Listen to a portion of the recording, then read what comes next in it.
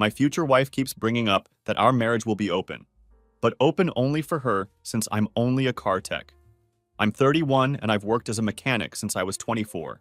I love it. The rhythm of diagnosing problems, the satisfaction of bringing an engine back to life, the way the shop hums when everyone's in the zone. My boss has been a mentor and a father figure, the guys are solid, and the pay keeps me comfortable while I squirrel away a little each month. The best part of my world is a promise I made, finishing my grandpa's 1965 Chevelle. Before cancer took him, he made me swear I'd complete the restoration we started. He taught me everything, back when I was a kid standing on a wooden crate just to peek into the engine bay. He always joked that motor oil ran in our veins. 5 years ago, I met Catherine. Her dad owns a repair shop on the east side and brought a tricky transmission job to our garage for a second opinion. He played matchmaker by asking me to check his daughter's car. The AC's acting weird. Catherine came to pick it up, and we just clicked.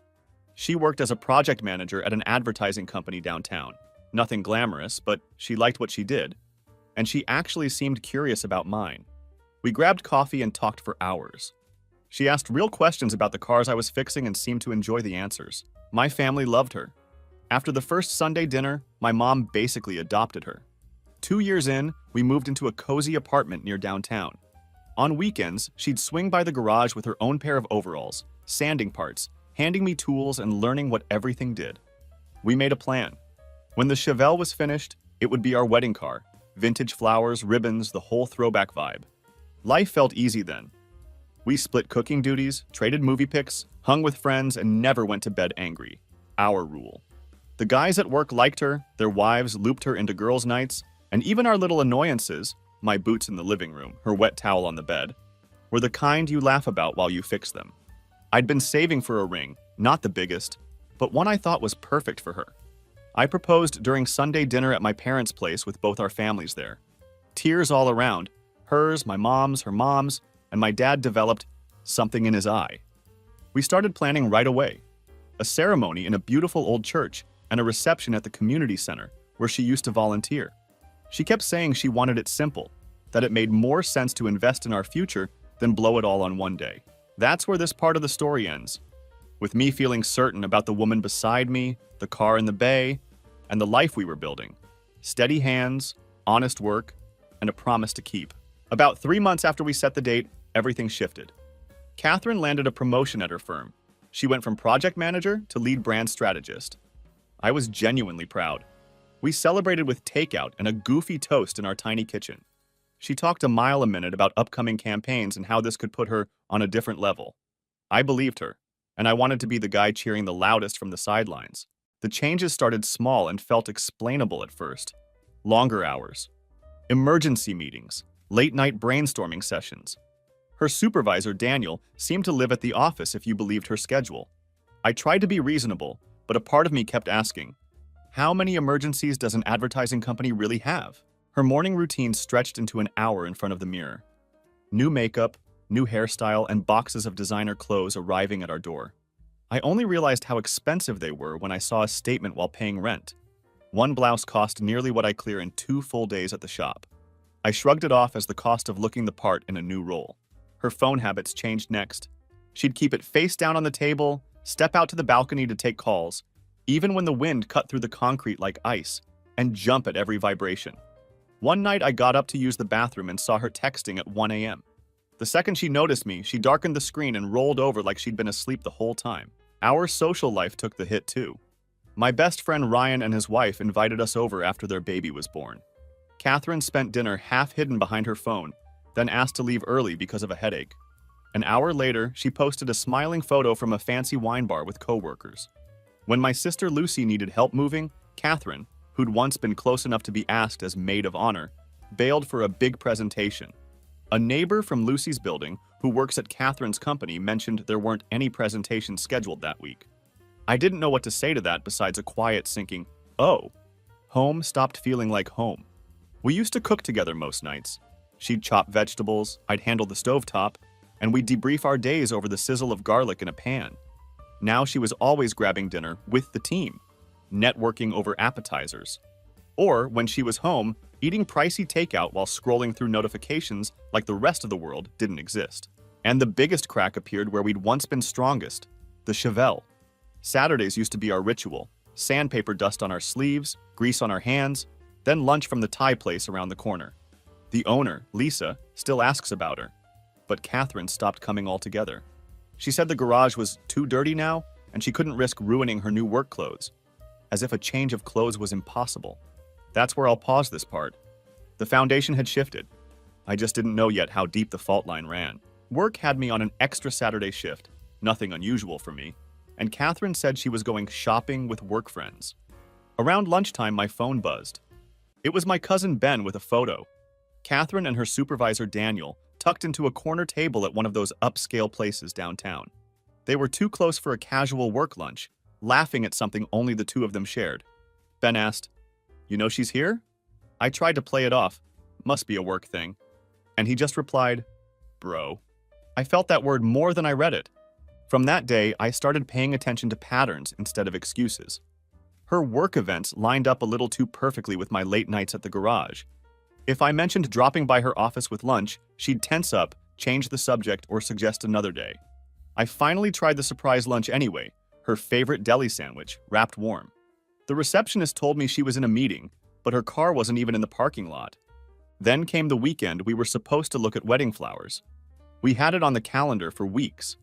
An hour before we were supposed to leave, she texted, "Emergency strategy meeting. So sorry." Another emergency in advertising. I called her office to leave a message about dinner plans. Daniel's secretary said they were both out of office that day. No meeting. Once you let yourself connect the dots, they won't stop connecting. She changed the password on her phone.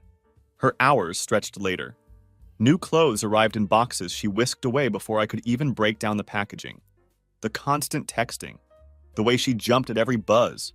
She stopped wanting to be around my family. Little digs crept into conversations about my job, my clothes, my friends, as if the life we'd built together was suddenly something to be outgrown. So I focused on the only thing that still made perfect sense: the Chevelle. Every free moment, I parked myself at the garage and let my hands do the kind of thinking my head couldn't. My grandpa had a line he'd repeat whenever life felt too big. "Son, when life gets messy, focus on what you can fix with your hands." I kept my head down, turned wrenches, and waited for the truth to stop hiding. It all crested on a Tuesday. I came home after a 10-hour shift expecting an empty apartment and a cold shower. Instead, Catherine was already there, which was unusual for the late-night strategist she claimed to be. She'd ordered the expensive sushi from downtown, the kind she only bought when she needed to soften me up. We sat on the couch. She barely touched her food, nudging rice around with her chopsticks while wearing one of those new, carefully curated outfits. Makeup still flawless, like she'd just stepped off a set.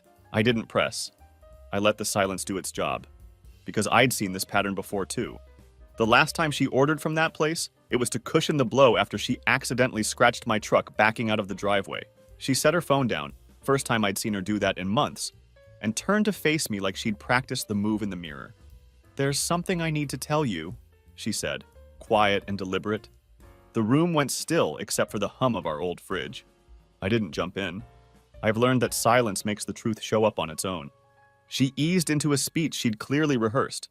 She'd been doing a lot of thinking, and maybe we should explore other options before the wedding. Every phrase was careful, sanitized, and shaped to land softly. I let her talk while the condensation from my water glass beaded onto my fingers. I thought about the boxes of clothes, the late emergencies, the balcony phone calls in the cold, and the way she'd started treating our life like a rung she'd already climbed past.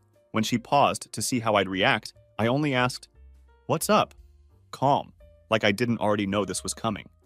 She took a breath, gathered her courage, and finally said the quiet part out loud. "I think we should try an open relationship." I felt the drop in my stomach, the kind you get when an elevator moves before you're ready.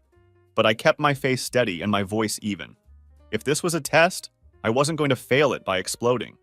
I set my chopsticks down and leaned back, giving her space to keep going in case there was more she needed to say. I didn't blow up.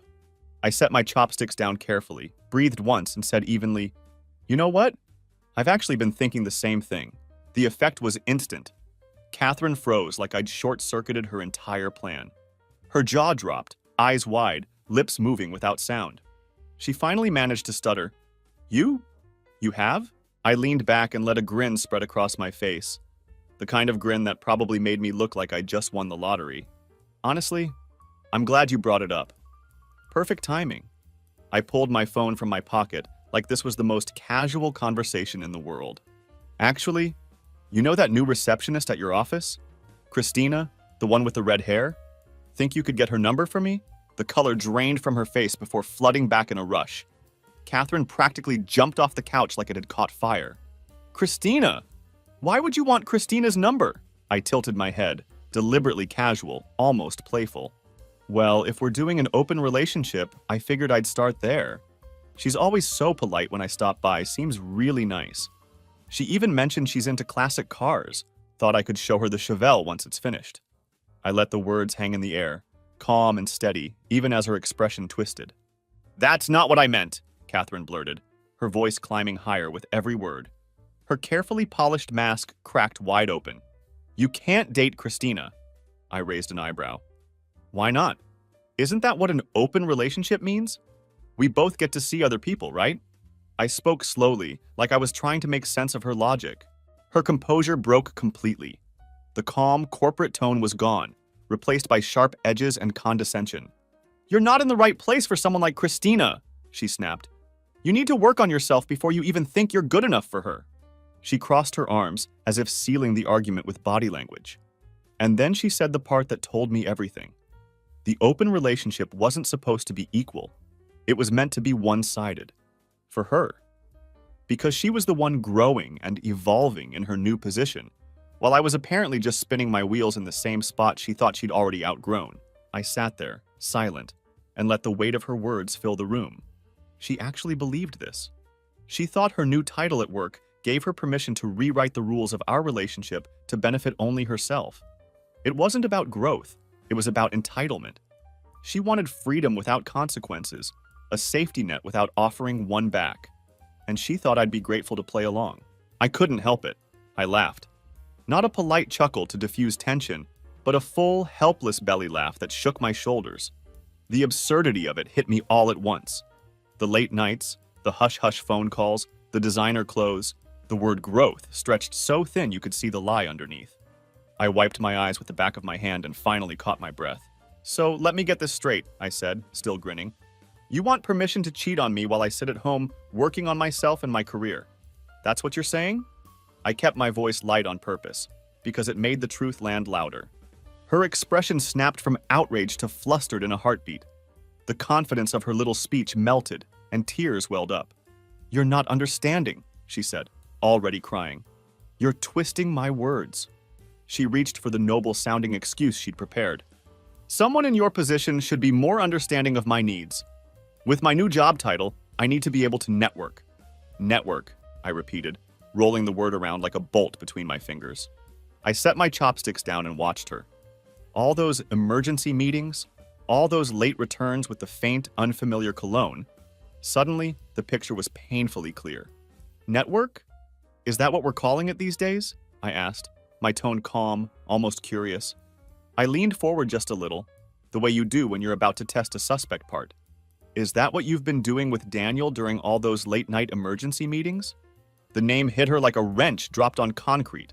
She went perfectly still, eyes wide and unblinking, as if standing very still could make the evidence evaporate. For a second, I could hear only the soft hum of the fridge and the clink of my takeout container settling back onto the table. The second I said Daniel's name, her whole face changed. It was like dropping a wrench on concrete, loud in the way you feel it. She froze, eyes wide, then started talking too fast, words tumbling over each other about how I was being paranoid, insecure, showing low self-esteem. I didn't take the bait. I picked up a piece of sushi, chewed slowly, and watched her stack excuses like crooked blocks. The more she talked, the clearer it became. This wasn't about growth, or networking, or whatever corporate buzzword happened to sound righteous. It wasn't even about an open relationship. It was about her deciding she'd outgrown me, like a promotion had somehow made her better than the guy who fixes cars for a living, and wanting an upgrade while keeping me as a backup plan. I set the empty tray on the coffee table. Good to know, I said quietly. For the record, I fix cars, but I'm not stupid. And I'm definitely not anyone's backup plan. There wasn't anything left to say. I grabbed my jacket and my keys and walked out before the conversation could become something uglier. I texted my buddy Paul and asked if I could crash for the night. He didn't even hesitate, told me to come over. When I got there, his wife, Jenny, was already making up the spare room and pressing a cold bottle of water into my hand like it was a prescription. I barely slept, but I slept better than I would have at home. Morning came too bright and too early, and Jenny met me in the kitchen with coffee and pancakes like a mom who'd seen this kind of heartbreak before. "Eat," she said gently. I did. It tasted like steadiness. I called my boss first thing that morning and told him everything. He's known me since I was a teenager hanging around the garage after school, learning from my grandpa and sweeping floors just to be near the lifts. He didn't ask for drama. He just listened. "Take the day," he said. "Dave can handle your appointments." Then softer. "You know what your grandpa would say right now? Trust your gut, kid." So I did. At 7:00 a.m., I parked my truck across from our apartment building. Not the Chevelle, too noticeable, and I wanted to be invisible. Catherine's car was still there. She usually left by 7:30, so I watched the front door and tried to sit still. Right on schedule, 7:25, she came out looking hyper-polished in one of those new outfits. Designer handbag, perfect hair, heels clicking on the sidewalk. But instead of heading toward downtown, she drove in the opposite direction. I kept a few cars between us, heart-hammering, feeling ridiculous and justified at the same time. After 15 minutes, she pulled into Rivercrest Towers, one of those glassy, overpriced luxury complexes where young executives pretend they already made it. I'd barely parked when Daniel, Mr. Perfect Supervisor, walked out to meet her. Suit, crisp tie, shoes you can see your reflection in. They didn't even try to hide it. Right there in the parking lot, they kissed like this was a routine stop on their commute. My hands shook so hard I almost dropped my phone, but I got the camera up in time. I recorded. I took photos, evidence over anger. I wasn't going to give either of them the scene they wanted. Part of me wanted to throw the door open and storm across the lot. My hands were shaking so badly that the phone camera jittered. My knuckles went white around the steering wheel. It would have been easy to make a scene, easier than sitting still. But I could see the headline already. Guy loses his mind in a parking lot and hands the cheaters exactly the performance they deserve. So I kept my seat, breathed through it, and chose proof over fireworks. I watched them stroll to his car like this was a habit they'd practiced. He brushed a hand over her shoulder. She laughed and tilted her head toward him. I stayed 2 turns behind as they pulled into traffic, keeping distance the way you do when a wheel bearing's whining and you're waiting to hear it fail. They didn't head for the office. They cut downtown and slipped into a valet line outside one of those places with floor-to-ceiling windows and tiny plates that cost too much. From where I parked, I could see them take a table by the glass. Coffee, pastries. Phones face up on the table. No fear, no hurry. It was a weekday morning and they were acting like this was their Saturday tradition. I checked the time and thought about the shop. Paul under a lift. Dave chasing parts. My boss already 2 hours deep into oil changes and diagnostics. Must be nice, I thought, to be late to work because breakfast with your affair partner couldn't wait. I didn't slam the horn. I didn't call. I let the camera roll 1 more minute to mark the timestamp, then set the phone down and sat in the quiet of my truck. Evidence over anger. That was the only thing that made sense. I drove straight back to Paul's place after watching them at breakfast. My fingers cramped from gripping the steering wheel. Jenny opened the door before I even knocked and searched my face like she was reading a trouble code. I handed them my phone without a word. The video played on the kitchen island while the coffee maker hissed in the background like it disapproved. Paul cursed under his breath, a string of half-finished sentences that kept tripping over the word unbelievable. Jenny didn't say anything at first. She watched the whole clip, then the photos, then looked at me. Really looked. "You know this isn't about you being a mechanic, right?" she said, voice calm but firm. "This is about her being a cheater." The words landed like a socket seating cleanly onto a bolt. Solid, simple, true. For weeks, I'd been twisting myself up over status and promotions and wardrobes and whether I was falling behind. But the video didn't care about any of that. It just showed 2 people who had already made their choice. I felt something inside me unclench. Jenny's words settled me like a torque wrench clicking at spec. The job wasn't the problem. Character was. That realization peeled away weeks of second guessing. About titles, wardrobes, offices with views. The video didn't care about any of that. It was just proof. I sat at Paul's kitchen table and opened my notebook. If my life was a car on the lift, this was the part where you stop guessing and work the checklist. First call, the venue. I explained, voice steady, that the wedding was off. The woman on the line was kind in a way that made it harder to speak. She reminded me of their cancellation policy and processed it right then. I lost the deposit, and weirdly, that felt like closing a hood and hearing it latch. Final. Necessary. Next, the caterer. I gave the short version, answered the practical questions, and heard knives clattering and someone saying, "I'll email the revised invoice." Then the DJ, date released, contract canceled, his sorry man landing with more weight than it should have. There were a dozen small tasks after that.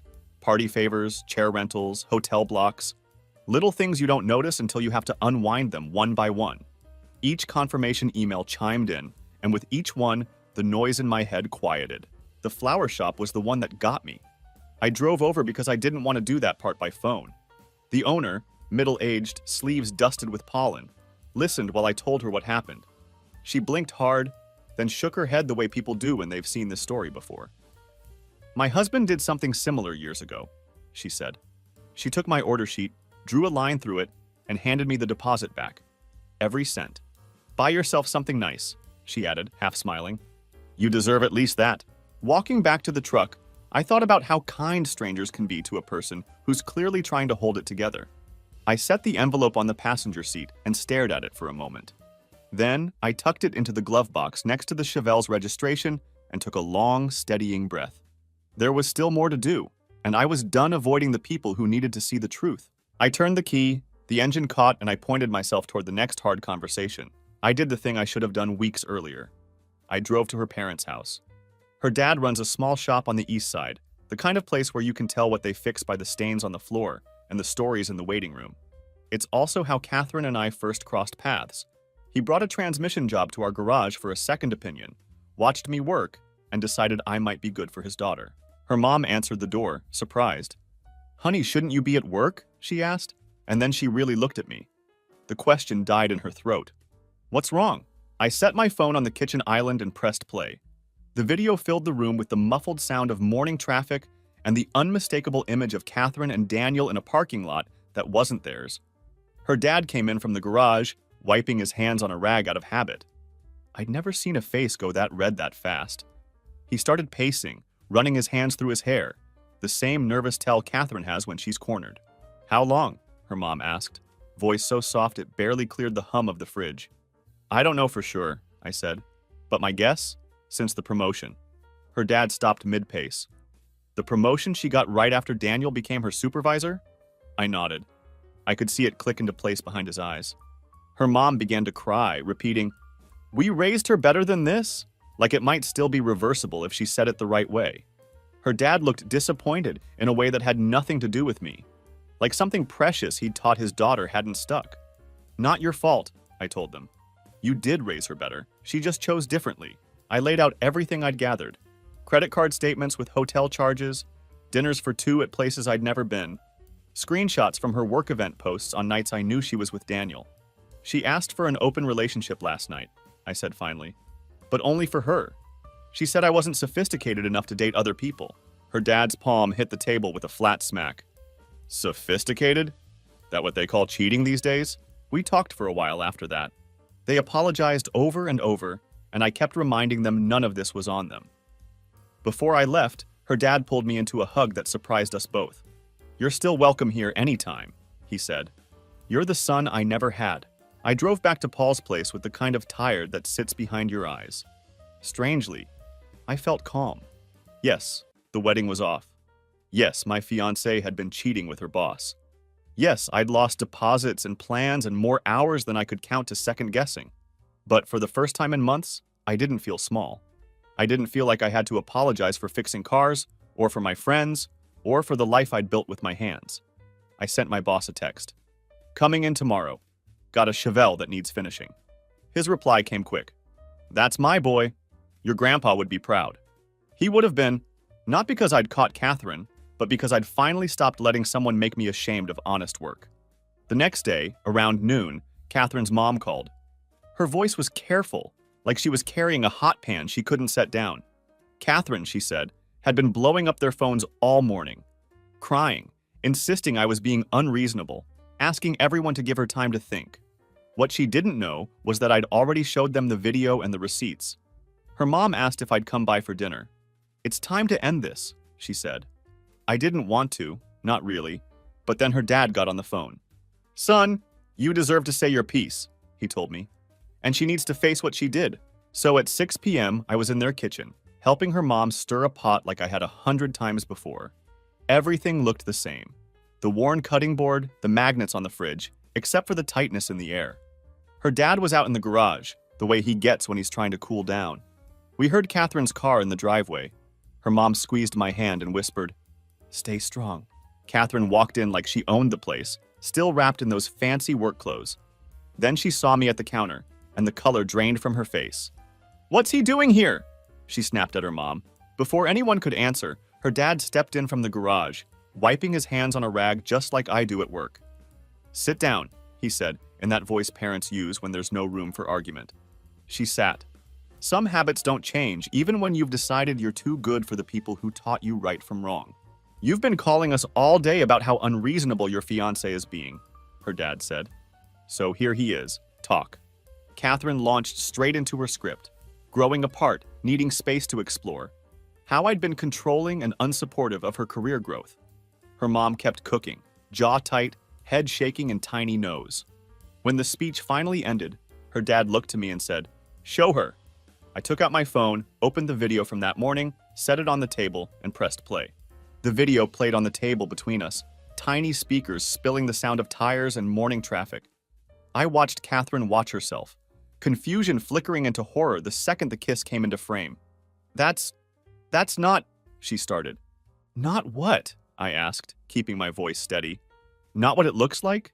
Because it looks like you're making out with your boss at 7:30 in the morning when you're supposed to be at work. It looks like you're leaving his fancy apartment building. It looks like you've been lying to everyone." Her mom turned from the stove at last, wooden spoon hovering midair. "How long, Catherine? How long has this been going on?" Catherine's face crumpled. Tears came fast. "It's not what you think," she said again, smaller this time. I reached into my folder and laid down the rest of it. Credit card statements with charges from the Grand Plaza Hotel, the dinners for two at restaurants I've never been to, all those emergency meetings that somehow lined up with my late shifts. The pattern was the point. The paper made it undeniable. Her dad hadn't moved from his post by the garage door. He stared like he was trying to see the daughter he raised inside the person in front of him. When he finally spoke, it wasn't loud. "We raised you better than this," he said, and the kitchen went quiet again. Her dad's words landed like a hammer finding its mark, and something in Catherine's posture wilted. She looked smaller, lost in her expensive clothes, mascara trembling at the edges. "You don't understand," she sobbed. "Daniel, he sees my potential. He knows what I can become. We're the same. We have the same goals." Her dad didn't raise his voice. He didn't have to. He took one step closer and fixed her with the kind of look that makes you tell the truth even when you don't want to. "Goals?" he said, slow and even. "Like cheating on your fiancé? Like lying to your family? Are those the goals you're talking about?" The kitchen went very quiet. Her mother set the spoon down without a clatter and folded her arms tight against her chest. I stayed at the table, hands flat on the wood, feeling the grain under my palms while the last of my denial burned off like vapor. Catherine stared at the phone, at the still frame of the parking lot frozen between us, and for the first time since this started, she didn't have a speech ready. I stayed seated and let the room breathe while Catherine tried to force an explanation into a shape that would fit. She reached for phrases, then for sympathy, then for anything that would make the video mean something else. Across from us, her parents watched too, their faces moving from confusion to recognition, to the kind of quiet you get when truth finally lands. It was sad in a way I felt in my chest. I cleared my throat. "You know what the worst part is?" I said, not raising my voice. "You could have just told me if you didn't want to marry me anymore. If you'd fallen for someone else. You could have said so. Instead, you made me feel like I wasn't good enough, because I work with my hands, like I should be ashamed of being a mechanic." The words didn't come out angry so much as tired, like something I'd been carrying too long. Her mother stepped behind my chair and set her hands on my shoulders, a small, protective weight that steadied me. She looked at Catherine the way only a mother can. "Your father's a mechanic," she said. Catherine, was he not good enough either? The question hung in the kitchen, heavier than any lecture. Her mother's words landed, and I watched the truth touch down on Catherine's face. For a heartbeat, she wasn't the polished executive wrapped in a new wardrobe. She was a daughter who'd forgotten where she came from. She looked at her dad, still in his work clothes, a shop rag looped in his fingers the way it always was when he came in from the garage. "Daddy, I didn't mean," she started, reaching for softer ground. "Save it," he said, not cruel, just absolute. He didn't shout. He didn't need to. He stepped closer and laid out the facts like parts on a bench. You want to throw away a good man who loves you, who works hard, who's honest, who was helping you plan a future together. Fine. But don't you dare sit in my house and act like working with your hands is something to be ashamed of. Catherine's chin lifted, like she was going to try a different angle, and then she did. I need more than... The words trailed off as her hand made a vague sweep around the kitchen. Her mom's simple home cooking cooling on the stove, her dad's work shirt flecked with grease and dust, me at the table with my calloused hands folded together. It wasn't subtle, and it wasn't kind. Her mom turned from the stove and faced her fully. The gentleness didn't leave her voice, but something unshakable slid in underneath. More than what? She asked. More than love? More than respect? More than a family that would do anything for you? Silence rose up in the doorway to the garage and settled across the tile.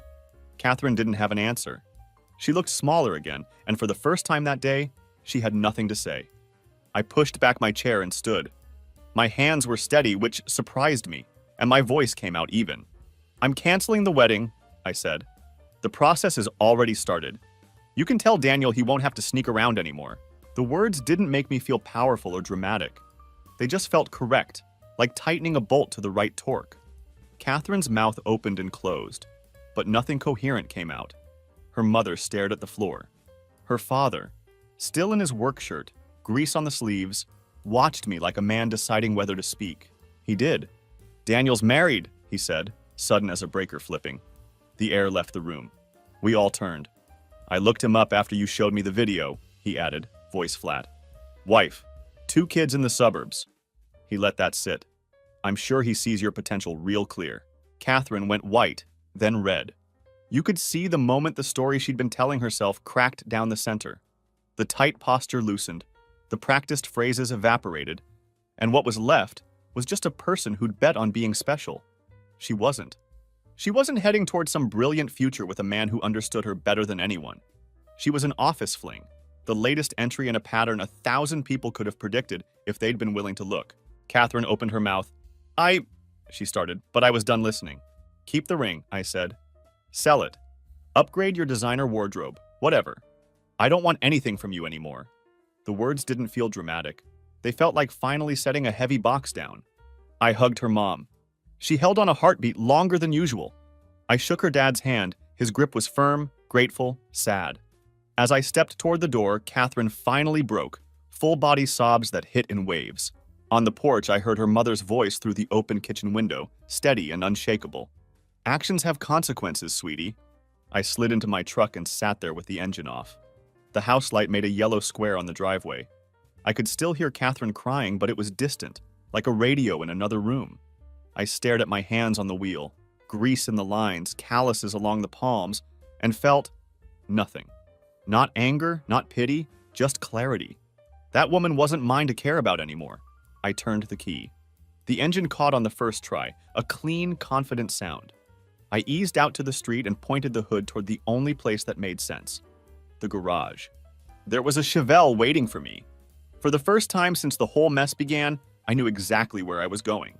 After that night at her parents', I threw myself into work. I told the guys at the shop just enough. Weddings off, she wasn't who I thought she was. And they closed ranks around me. No one pressed for details. They didn't need to. They just kept the work flowing and made sure there was always a cold soda waiting when I came up for air. I started spending long stretches at the garage, sometimes overnight. The Chevelle became my anchor. I sanded, welded, rewired, rebuilt. Grease under my nails, sparks flying from the grinder, the steady rhythm of tools in my hands. It all drowned out the noise in my head. Each bolt tightened was one more piece of my life back under control. I thought of my grandpa a lot, of his rough voice telling me to focus on what I could fix. Piece by piece, the car and I both started coming back to life.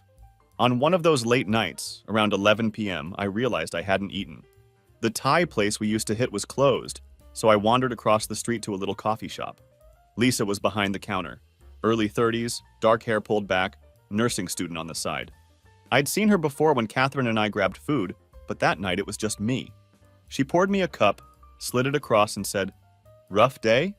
I must have looked worse than I thought. I shrugged, and she didn't push. Just gave me space and a quiet place to sit. That became a habit. Nights when the garage was too quiet, I'd walk over, grab a coffee, and trade small talk with Lisa. Nothing heavy, just enough to remind me the world wasn't all betrayal and broken plans. She'd tell me about exams, about patients she'd met during clinicals. I'd talk about the Chevelle, about trying to get the carburetor tuned just right. It was easy, and after the storm I'd been living through, easy felt like oxygen. It was a slow afternoon, and the coffee shop felt like a quiet station between storms. Lisa was working the lunch shift. The regulars filtered out until it was just a couple of laptops and the hiss of the espresso machine. She poured herself a coffee, walked over to my table, and tilted the pot as a question. "Hope you don't mind," she said, sliding into the chair across from me with a tired smile. My feet are killing me. We started talking. Not the forced kind, but the easy, meandering kind that finds its own path. She noticed the gray half-moons of grease under my nails. They never fully come out. And instead of recoiling the way Catherine used to, she brightened. "Oh my God, you're a mechanic? That's amazing!" The words came out with real interest, not performative awe. She vented a little about getting upsold at chain shops, the way the estimate seemed to jump the second she walked in alone. "I swear they see a woman and add an extra 100 to the bill," she said, rolling her eyes.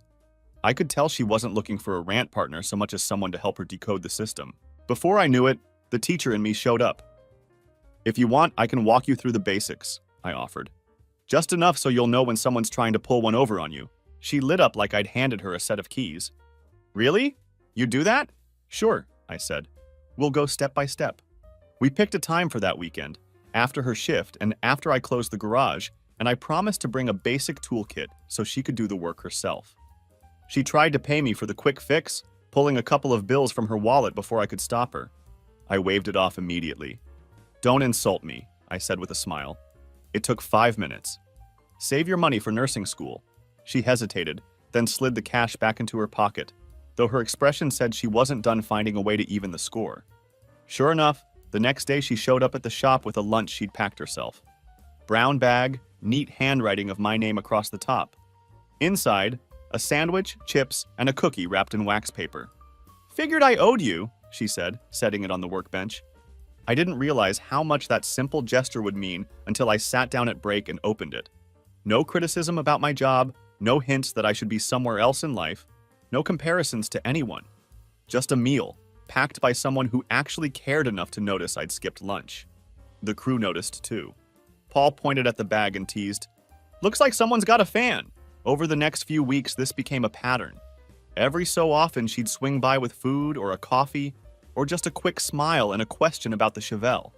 She never stayed long, never hovered, just enough to remind me that not everyone saw me the way Catherine had. Where Catherine saw limitations, Lisa saw value. She wanted to hear about the project, about the old car's history, about my grandpa teaching me how to hold a wrench before I could spell the word. And every time she listened, really listened, the garage felt a little warmer. The strangest part snuck up on me. Lisa actually listened. Not the polite nodding people do while waiting to talk. She listened like the details mattered.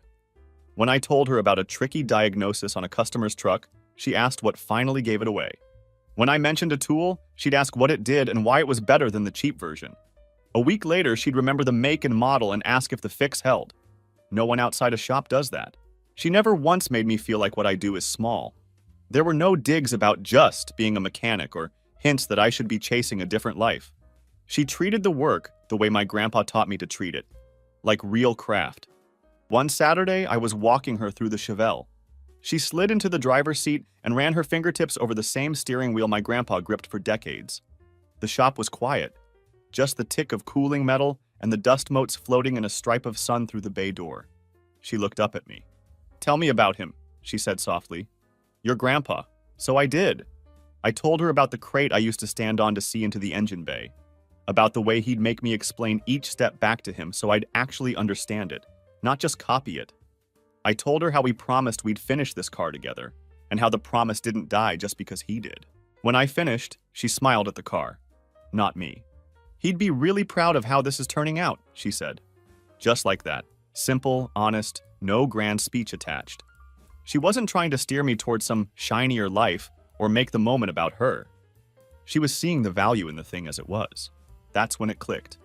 Here was someone who saw me, really saw me, and liked what she saw. She didn't try to improve me or bend me into a different shape. She just let me be the guy with grease under his nails who keeps his promises and brings old machines back to life. I didn't need anyone to tell me I'd changed, but the first person who did was Paul. A week after Lisa started showing up with coffees and questions, he pulled me aside by the parts washer and squinted at me like I was a rattle he couldn't quite place. "You're smiling again, man," he said. "Like really smiling." He wasn't wrong.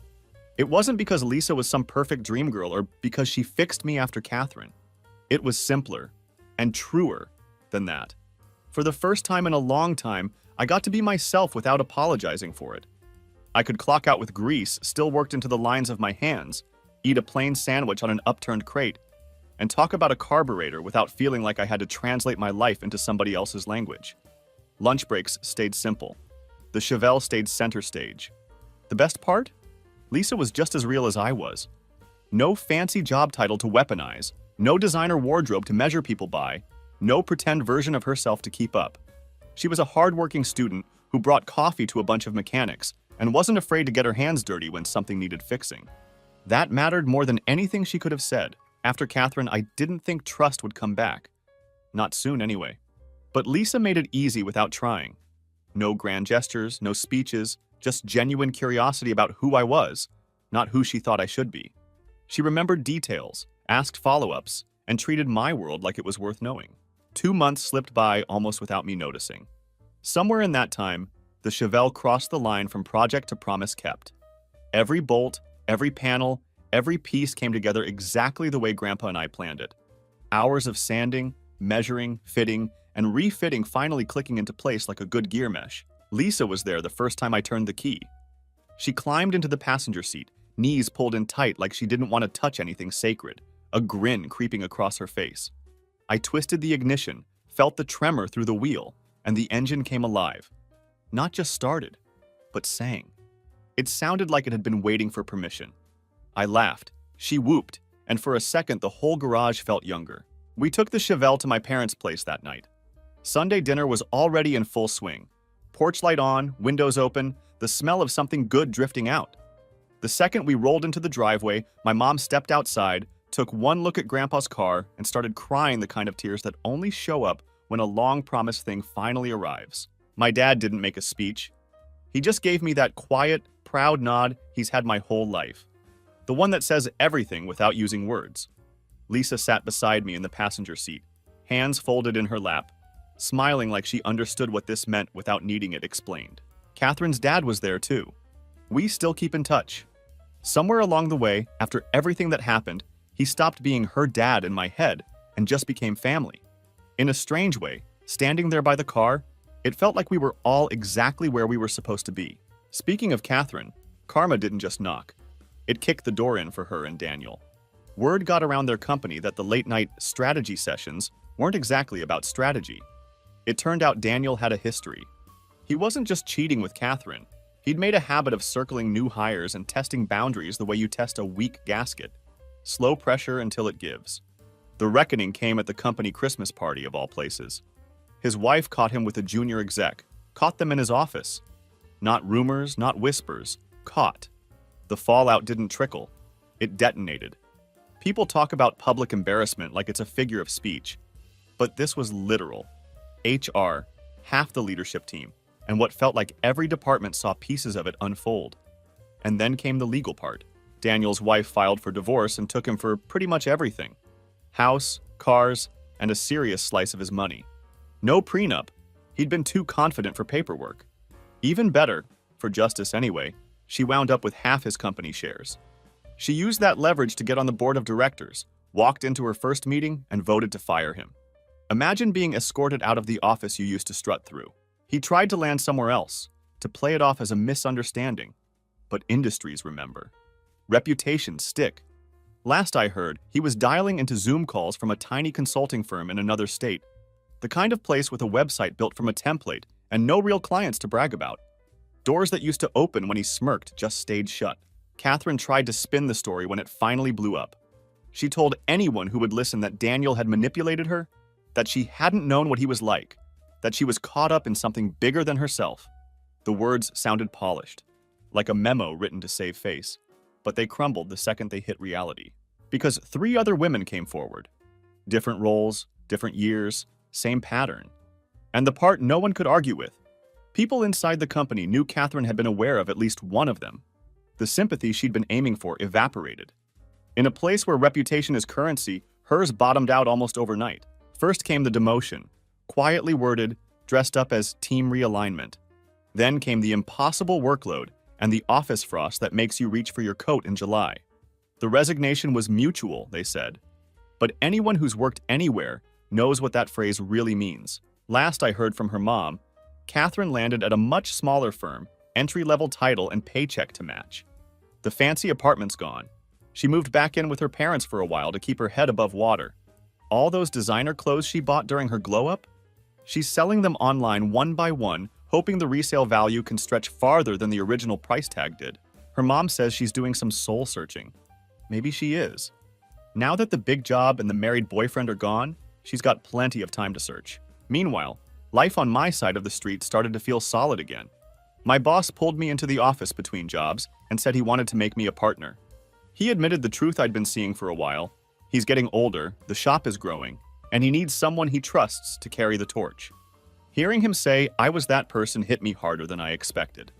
It wasn't just a raise or a title, it was a lifetime of turning wrenches recognized as a future worth investing in. Business kept picking up. Word gets around when a shop is straight with customers. No padding estimates, no mystery fees, just honest work and clear explanations. People came back with their friends and their parents' cars, and the parking lot started filling up by 9 a.m. most days. The crew felt it too.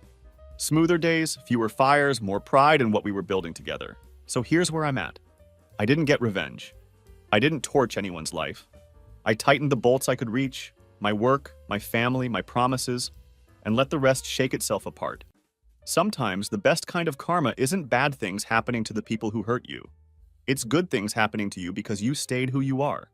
For me, that means showing up, doing the job right, and keeping my hands steady on the tools. And yeah, keep turning those wrenches.